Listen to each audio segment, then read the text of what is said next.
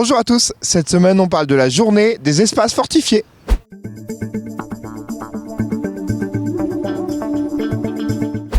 Et on est donc avec Clément Cotin, le poète de la mairie de Cambrai, mais aussi l'adjoint du patrimoine au sein du service Ville d'Art et d'Histoire. Clément, bonjour. Bonjour Antoine et bonjour à toutes et tous.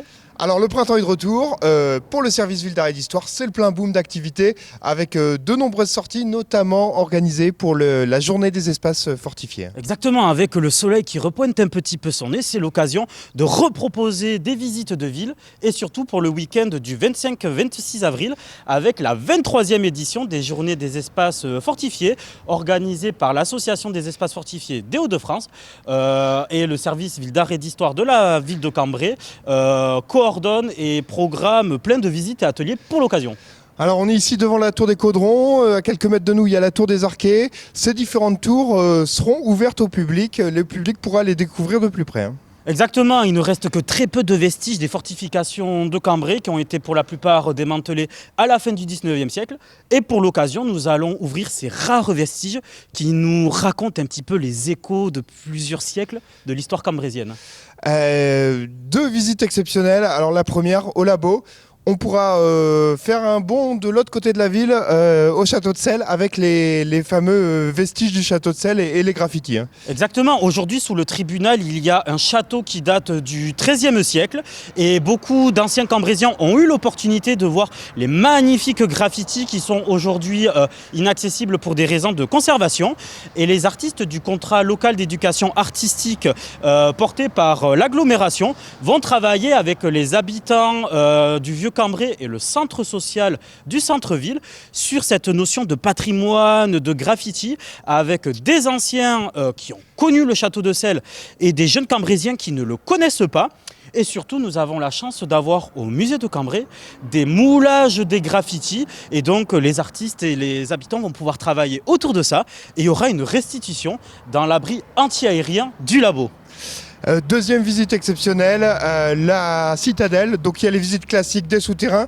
Là c'est en dessous, mais il y a aussi la possibilité de monter au-dessus. Exactement, alors toute l'année des visites de la citadelle sont programmées, mais là nous proposons quelque chose d'un petit peu différent. Donc au niveau de la base de loisirs, autrefois c'était ce qu'on appelait la caserne Bellemas, et un guide exceptionnel va nous proposer des visites de certains espaces souterrains très peu ouverts, et surtout pour les plus téméraires, ils auront l'occasion de monter au sommet, sur la terrasse, et d'avoir apparemment, semble-t-il, un panorama exceptionnel de Cambrai.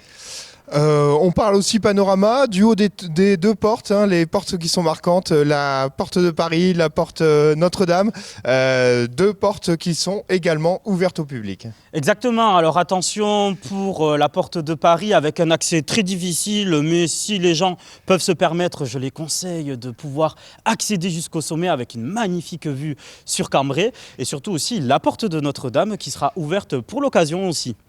Clément, il est impératif de réserver parce qu'il y a une jauge limitée pour ces visites. Exactement, on s'appuie sur une équipe de guides et surtout d'accompagnateurs pour assurer la sécurité des visiteurs, et forcément il y a une jauge limitée par visite pour des raisons de sécurité. Donc les visiteurs et personnes curieuses pourront le voir sur notre programme, accessible sur internet, à la maison espagnole, au labo, à l'hôtel de ville, avec les informations de réservation et d'accessibilité sur les différents sites. Et je conseille aussi aux gens de venir avec des chaussures fermées. Clément, ça c'est un week-end déjà qui vous occupe bien, mais là, depuis quelques jours, vous êtes déjà bien occupé parce qu'il y a le printemps de l'Art déco, un rendez-vous incontournable à Cambrai. Exactement, depuis le 3 avril, les visiteurs peuvent participer à des ateliers et des visites de Cambrai qui a été beaucoup détruite après la Première Guerre mondiale, et dans le projet de reconstruction, donc Cambrai s'est paré d'art déco teinté de régionalisme tel qu'on peut le voir aujourd'hui, et donc des activités sont prévues, des visites de ville, plein de belles choses qui occupent pas mal nos guides.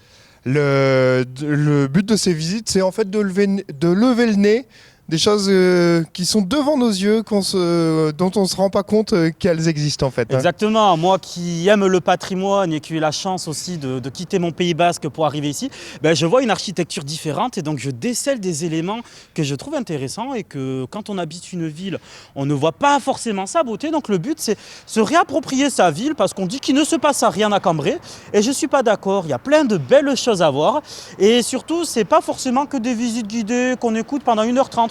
Non, ça peut être des ateliers en famille, ça peut être un atelier de confection de fleurs en lien avec l'architecture, ça peut prendre plein de formes différentes. Clément, c'est parfait. Le mieux pour les visiteurs, c'est de se rendre sur les différents liens pour retrouver le programme complet, que ce soit pour l'art déco ou pour les fortifications. C'est bien évidemment ça. Donc, pour rappel, les dates des journées des espaces fortifiés, le samedi 25 et le dimanche 26 avril, et le printemps de l'art déco du 3 avril au 31 mai. C'est parfait Clément, les rendez-vous sont bien notés, merci beaucoup. Merci.